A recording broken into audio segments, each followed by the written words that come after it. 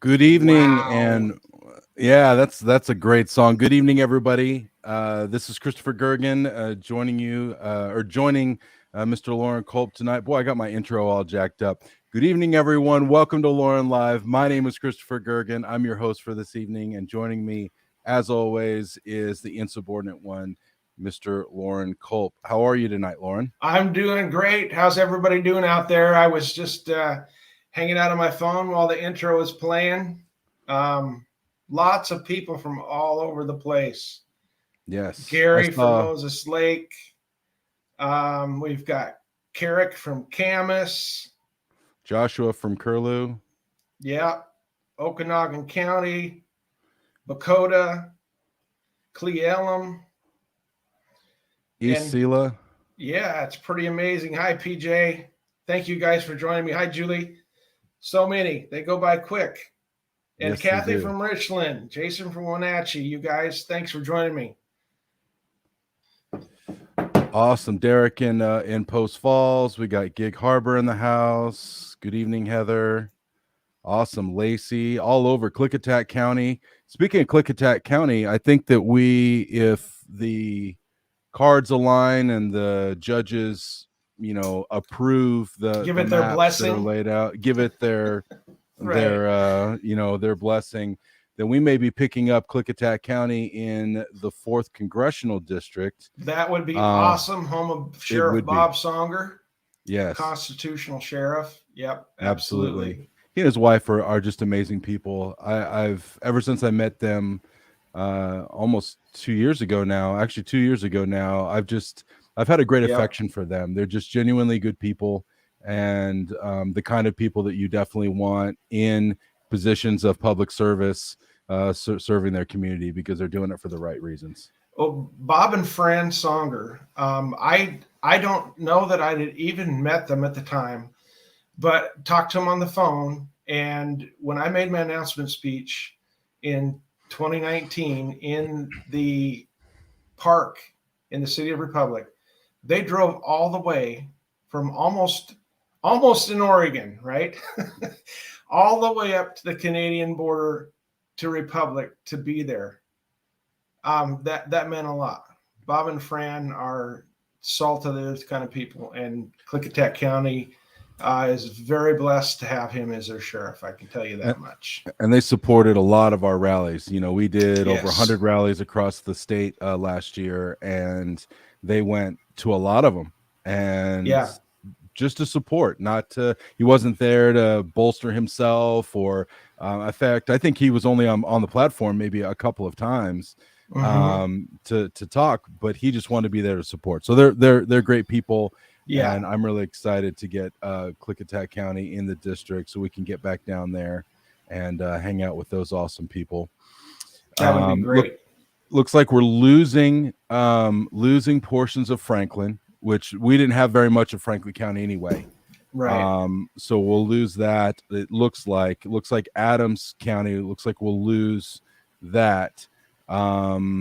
And then we've got Benton 100% now. It looks like we'll lose a little bit of, or well, we only had a little bit of Walla Walla. It looks like we'll lose Yeah. Walla Walla.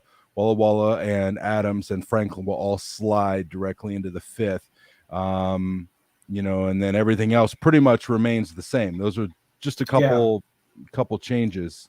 If um, the judges if approve the that, judges right? That's approve still it. up in Yeah, the air, but you never know. it is. And I don't really see a reason why they would not approve it. Mm-hmm. But, ultimately, I think it has more to do with the west side than it does the east side because the blue team knows that they don't really have a shot out on the east side. So they're going to jerry rig every way they can to pick up some wins on the west side. Right. So today is December 7th. It's a special day in America. It is. I can remember as a kid, Loren. I remember when we had the 40th anniversary of Pearl Harbor, Mm-hmm. and it seemed like such a long time ago. And there were a lot of veterans that were still alive that remember, that were there on during the attack. And then I remember the 50-year anniversary, and then the 60-year anniversary, and now here we are at the 80-year anniversary of the attack on Pearl Harbor. What is that? What is remembering Pearl Harbor? What does that mean to you? Is it the same as remembering 9/11? What is the meaning for you, Loren, for this day? It has a huge meaning. I knew a World War II veteran. He was a friend of my grandpa's, and lived not too far from where I did when I lived in Elma. But he served in the Pacific during World War II after Pearl Harbor. But the stories, oh my gosh, he was a Marine. And they took quite a few of those islands. But just the fact that we were attacked like that, um, you know, there have been way too many flag rape coffins in Pearl Harbor, World War II, all the wars that we've fought, Vietnam, Korea, and over in the desert for us not to fight back. You know, when there's a sneak attack, whether it's Pearl Harbor or whether it's going on right now, you know, in our country, we have to stand up and fight. I agree. I think that this time Americans are more aware of the possibility of sneak attack. I think we're less, I don't want to say naive. I would not say that the greatest generation was naive in any way. But I will say that maybe there was an innocence there that Americans no longer have because it's been stolen from us over the last 50, 60 years. Um, and I think that you see this thing where I think it was the well, it was Merrick Garland. So I guess he was the AG. The AG sends out a letter basically saying that family or parents are domestic terrorists if they push back on school boards. Yeah, And yeah. then parents, Where have we gotten to, right? right? When that happens, what kind of country are we living in, where our Federal Bureau of Investigation is turned on parents, on Yeah, moms and dads that right. want to stand up and let their voice be heard about what their children are being taught? It's pretty pathetic. I just put out a tweet earlier on Twitter, that one of the top priorities I'm going to have, among others, is to eliminate the Federal Department of Education. It is not constitutional to have a Department of Education. It just came into being in, I believe it was in the early 80s. Democrat Congress passed it, and it went into law.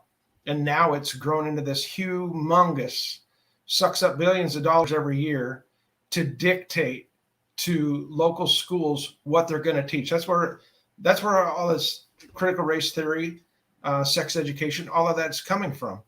You know, it's not just sprouting up in one school district and all of a sudden, oh, that's a good idea. Let's spread this across the United States. It is being handled at the federal level. And we need to get the federal government out of things that it is not supposed to be doing. And that's one. So children have been educated in this country roughly for about 205 years ish, or let's just say over 200 years without the Department of Education. Mm-hmm. So you believe that the children of today could survive, America's children could survive without the Department of Education now? Well, yeah. When I was a kid, my parents taught us a lot at home. I did go to public school, but my parents taught us a lot at home. And one of the things, and my grandma was a teacher, a public school teacher, but they had some books. They're called McGuffey readers. If Yeah, I had anybody them. has, did you have them? I And sure did. I'll tell you what, the grade that I was in, and compared to the grade of a McGuffey reader, um, if that was the standard, I would have been way behind. I mean, it was actually education, not a bunch of socialist crap.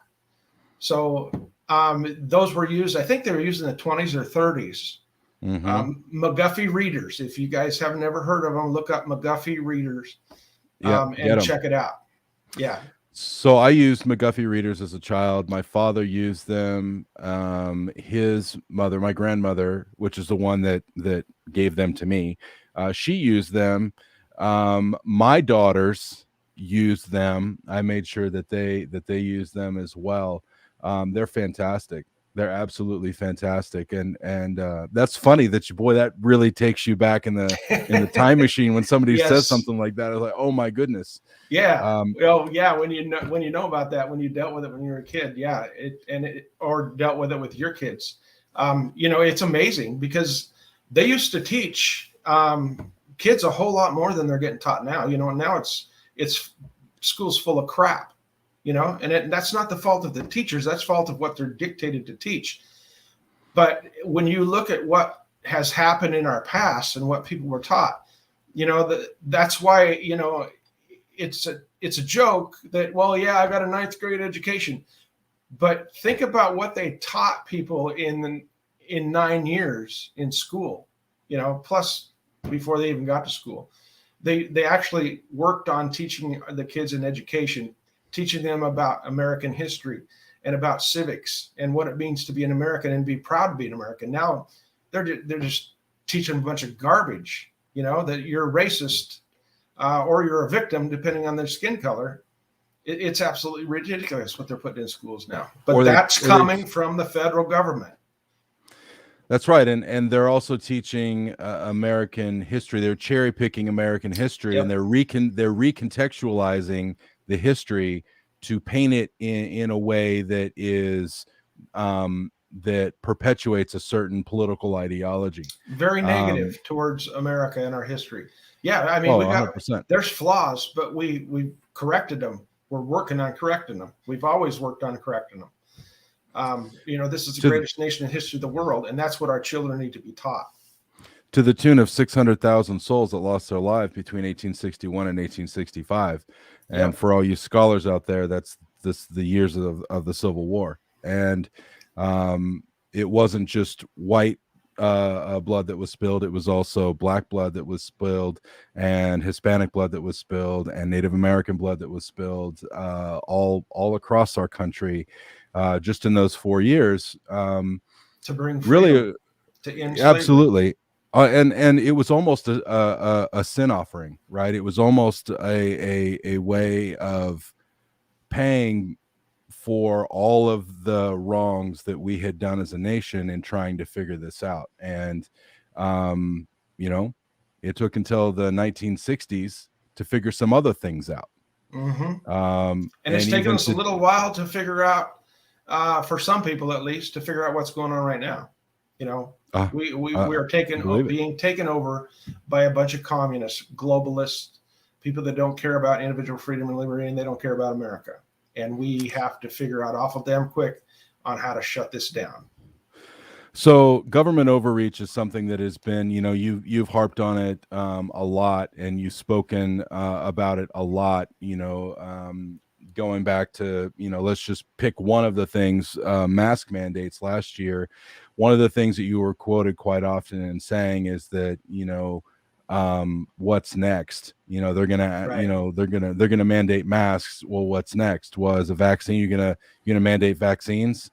And everybody was like, oh yeah, Loren, you're crazy. They would never do that. Oh wait, what? Oh wait, they're mandating vaccines now. It's only 2 weeks to flatten the curve. We only need to just stay home for a couple more months. We need to shut down small business for just a little while. And I always said, this is what's going on right now. What's next? Because if they find a way that works to ruin America, they're going to keep doing it, or they're going to find something else to make it. That's exactly right. And what's next is right here, and that's in the form of HR 550, which came down the pipeline. It was the brainchild of the Democrats.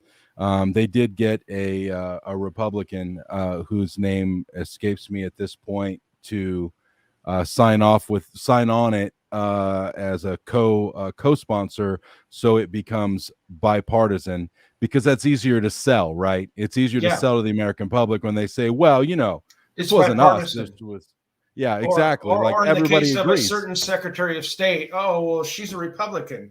How could there be any fraud? Yeah, no, exactly right.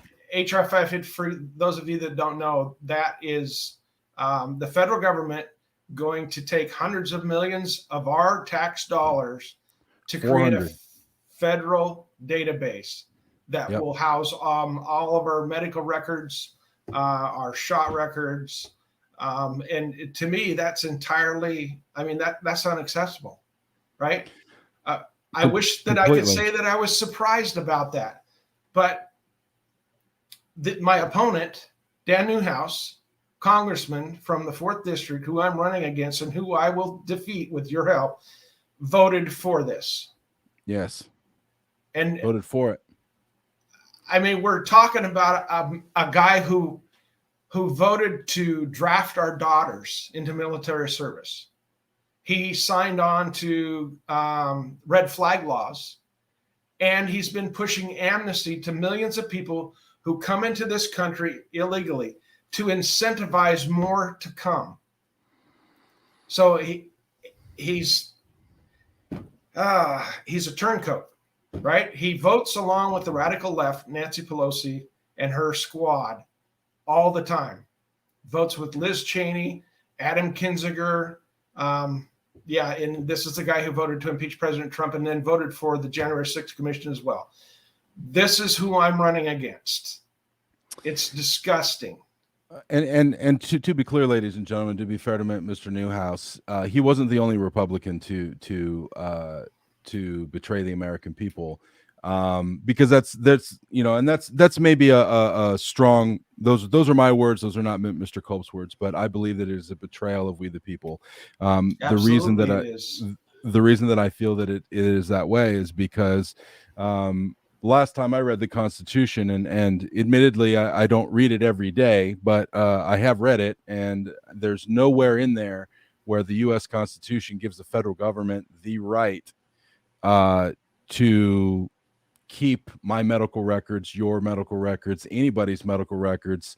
And it begs the question, what's next is, well, once they gather all of that, you know, what's next? What are they going to do with it? And there were 80, ladies and gentlemen. The Republican Party is supposed to be the party of we the people, right? At least that's the brand they're trying to sell to you. And when Republicans, who we voted into office to be conservatives, turn their back on us and vote for bigger government, vote along with Nancy Pelosi, I mean, it's really sad, and it ticks me off. It's really stunning. I would have never voted to expand the federal government or allow it into our private affairs, right? That's a constitutional right.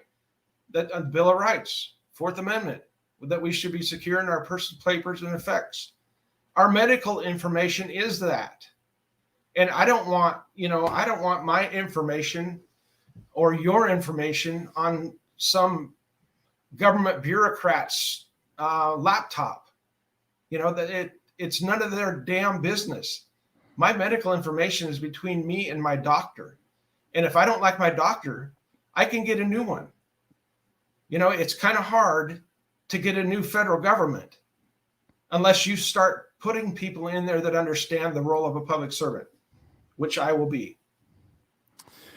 So let's just kind of extrapolate a little bit. Let's and ask the question. Let's answer that question, Mr. Culp.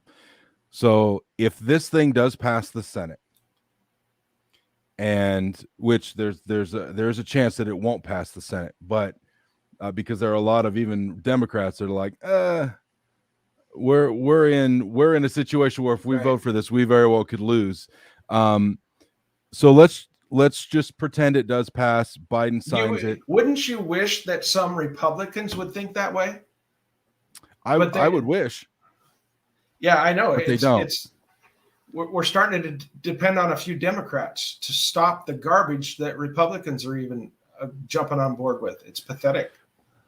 So if Mr. Biden or whoever his successor is, or whoever's the puppet that is pulling on his strings, signs this bill into law,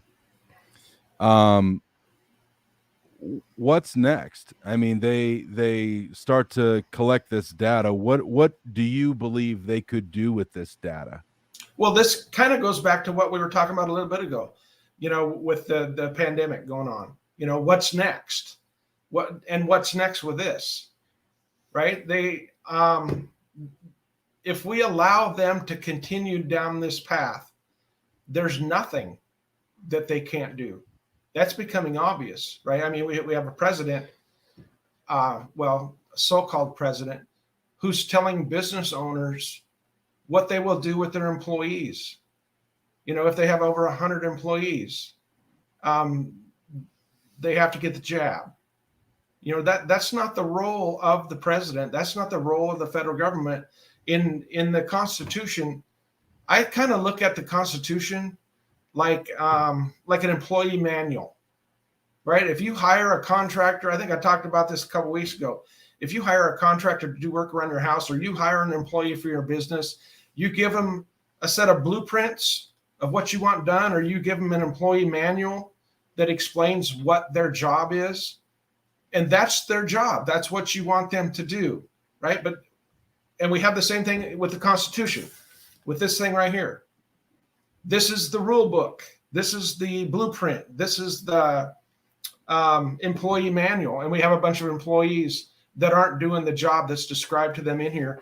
And if it's not in here, the 10th Amendment says that it's left up to the states and the people. So we have an entirely out of control federal government that we need to get back under control, or we're not going to have a country. You know, earlier today, I was on my way back from an appointment, and I thought of something, and I texted it. I voice texted to you because I was driving, right? I'm not going to drive and text, but I texted you because I didn't want to forget what it was. I'm going to just hit this real quick if I don't lose it. So you guys, this is a text message that I sent to Chris, driving home about an hour and a half away from home. And I thought about this, and I texted Tess. You guys tell me what you think about this. There is no limit to what the federal government will do to you if there is no limit on what the federal government can do for you. Hashtag 10th Amendment. To me, that's huge. That's the key to everything right there as far as our government goes. It does what's written in the Constitution and leaves the rest up to the states and the people to decide. That's huge. You know, it's really stunning that Mr. Newhouse would vote for this and let's contextualize this vote, because this is a really bad vote. This is just a really bad vote. And he's not in a district where he can get away with this, because the 4th Congressional District in Washington State is the most conservative district in Washington State. It is. So he's not in a place where it's like, you know, I can take a few bad votes. He can't take any bad votes. The thing is, Mr. Culp, is he doesn't think people are paying attention. Within the context of this vote, Biden had already mandated the jab, or tried to mandate the jab. It was struck down in 2 or 3 different courts, and now it's before the Senate, and even Democrats are voting to strike this thing down. But at the time that this vote for the Vax database came up, the jab mandate was still very much in play. Mm-hmm. So not only did this guy think that it was okay for Nancy Pelosi to get her database to track everybody in the country, he did that with the idea in mind that everyone in the country could be mandated to have it. So what's next for me, and you can correct me if you think that I'm wrong, but what's next for me is controlling movement between states, not just internationally, not just you can't go to Canada, or you can't go to Cancun, or you can't go to Europe, but you can't go to Wyoming, right? Yeah. Or you can't go to Texas, or you can't go to Oregon, or you can't go to these different people, restricting movements. That, I believe, you know, it might sound a little tinfoil hat at this point, but so did Vax databases a year and a half ago. Well, so did 2 years of this BS that's going on too. You know, it's not out of line to think that that's what's happening, because they're doing it in some cities right now. You know, you can't get into a sporting event without showing your, let's call it ID, shall we? Right. It's not far-fetched at all. It's just a natural progression of what they're working on. So we Well, need to get back control of the House, back control of the Senate in 2022. And if this person continues to sit in the Oval Office, we need to shut him down for 2 years so he can't do anything. And during that time, work on shrinking the size of the federal government, getting it back within the confines of the Constitution, and getting rid of all of this unconstitutional crap that's going on, and the departments that are unconstitutional. Return the power back to the people in the states. And then hopefully in 2024, we get a president that also understands that the role of the federal government is to do what the Constitution says. If that's President Trump, that's fantastic. If it's someone else, I mean, that's up to them. But we need to get control. Congress has a purse strings. Congress decides where money's going to be spent, where it's not going to be spent. All the funding has to originate in Congress. So we can shut this administration down to where they can't hardly do anything until we get a president in there to start signing some bills to really make a good effect on the size and scope of this federal government. Well, I definitely agree with that. You've been out. Actually, we took a little bit of time off for Thanksgiving, and trying to take some family time. But you did go to a Christmas parade in Moses Lake. I saw some footage of that, and you had gloves on, which means it was probably cold. I would have died. That's just the truth of it. But it sounds like you, at least from the video, you had a great time. Would you like to share with the folks what all happened? I had a house full of people. My family came over from all over the place to have a Christmas party here at our house, and found out about this Christmas parade, I think a couple of weeks before the party. But I knew I was going to have a house full of guests, but I was like, we're going to this parade in Moses Lake. It was an ag Christmas parade. It was absolutely phenomenal. I wasn't expecting the size of parade that this was, but there's a lot of people. People in this area turned out for it. The streets were packed. And let's just say the reception was beyond belief. It was amazing. It was absolutely amazing. And thank you to the people of Grant County and Moses Lake. That was absolutely fantastic. But yes, it was very cold. And thanks to Andy, he had an extra pair of gloves, because I was riding on the back of a flatbed truck with some hay bales and some Cult for Congress signs. And I had to hold on, because I didn't want to fall off, right? That wouldn't look good. Right. Yeah, so don't do that. Don't do that. Don't do that to me. Don't do the Bob Dole thing. Didn't Bob Dole that fell off of the stage? It was. Yes, yeah, God rest his soul. He just passed away. Absolutely. He just passed away at 98 years old. First campaign I ever worked on in my career was his presidential campaign in 1996. And he lost the edge of the stage. Yeah. He sure did. Yeah, that was not a good sign. But yeah, sorry about his passing. But anyway, the rail that I had to hold on to was metal. And I thought, Andy asked me if I wanted gloves. At first, I was like, no, this is not that cold. I'm from the mountains. And after standing in the back of the truck for 15 minutes waiting for the parade to start, I grabbed a hold of that cold metal bar. And it's like, Andy, I can do some gloves. So, yeah, it was cold. But, man, what a reception. Holy cow. I know that we got some footage of that we'll probably put up here in a few days. But that was phenomenal. Yes. Well, we're excited every time we get out to be with the folks. You don't spend a lot of money traveling all over the country trying to talk to inside players and trying to, you just want to go out and talk to the folks. Yeah, I don't chase endorsements. I don't do any of that stuff. I just go out and meet with the people, because that's who I'm going to represent. I don't want special interests having their hooks in me. I represent we the people. That's it, because that's who I am. So it was great.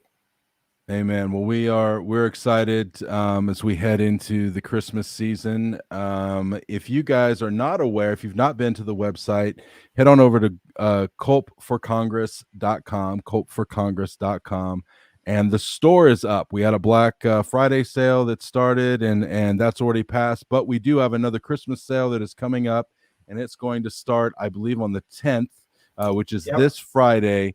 We're going to have a big sale in the store. So head on over there. We've got a bunch of stuff. We're going to be adding new items. We're going to be adding bumper stickers, and we've got yard signs on there. We've got a bunch of T-shirts, and I'm going to be adding hats in. As soon as I can get pictures of the hats, I'm going to be adding hats in, and we're going to be getting, let's see, stickers, hats. We've got shirts. We've got cups. We're going to get a bunch of stuff and There's put it lots of up. things on there. Yeah, there is. Yeah, Absolutely. hoodies, the whole 9 yards. So yeah, go to Hoodies, Cult for yes. Congress and check it out, you guys. And I have Absolutely. been getting some demand still, Chris. I don't know if it's up there yet. I don't think it is, for the insubordinate hoodies. Okay. Some people have asked about that. So when You you want to have do that? You nothing want to to put that up do, there? right? I know. I'm not busy. So yeah, absolutely. We can totally get those. So if you guys want to do like an insubordinate throwback, we can do that. Absolutely. Yeah, I've had a few people ask if they're going to be on the store. Okay. So, All right, great. We yeah. can get those done. So any big plans for Christmas? Any big plans for Christmas? No, we just had our family Christmas party. It's going to be a quiet Christmas around here. That's Barb and good. I are going to hang out and put a log on the fire. There you go. That sounds awesome. Well, you know what? It's 49 degrees here in Las Vegas, and it is drizzling, and it's definitely feels like wintertime is here. So we're starting to get into the mood. It was like almost 80 last week, so it's kind of hard to get in Oh, the Christmas feel, when it's yeah. so warm out. But now it's getting cold, so we're excited for the holidays. So, And Chris, I got a question that came across here. okay, The donation tab on the website, is yes. that prominent? Because they said that we need a more specific one. It took forever to figure out how to donate. That was from Uh, Cynthia. Cynthia. Um, I mean, it's fairly prominent, but we can make it more prominent if folks are having difficulty finding it. Okay. Yep, that's no problem. We can fix that. Um, Jack wants me to run for president. Jack, I don't think I will this time. right. We'll let President Trump deal with that. I'll help him in Congress. How about that? So Kent Preston was asking, so you're for a national database? So to be clear, Mr. Culp is not for a national database. No, absolutely not. The federal government has no business knowing what your medical records are, what your vaccine status is, or anything else. Yes, 100%. So any parting words for the folks as we head into the Christmas season? Yes, be very thankful for what we have in this country. But don't forget, we have a big fight on our hands. We have to stand up for this country. Like I said earlier, there have been far too many flag drape coffins for us to just stand on the side and watch. We got to get in the fight. So I need you guys in the fight with me. But I hope that you have a wonderful Christmas. And I believe what's today, the 7th. We're going to be back next Tuesday night as well. Yep. Absolutely. We've got some updates that we're going to bring to you next week on some things that are going on, some funding things that are going on in the U.S. Congress. And we want to bring that information to you guys and get Loren's insight and perspective, as well as the rising crime across the country. We're going to be discussing that with you guys next week as well. So we do appreciate all of you guys tuning in. Mr. Culp, any final words? Yes. I'm going to be on One American News Network Thursday. Thursday, I believe it's 4 or 5 o'clock in the afternoon that it airs. And I can't find my calendar. There it is right there. This Thursday, the show's called In Focus. Yes. In Focus with Stephanie Hamill. Yep. Look it up on your guide on the One American News Network. And 100%. I hope to see you guys there. We love you guys. Thank you guys very much for tuning in, and we will see you all next Thursday. Merry Christmas, or next Tuesday. Merry Christmas, y'all. God bless America. Thanks, Chris. Good night.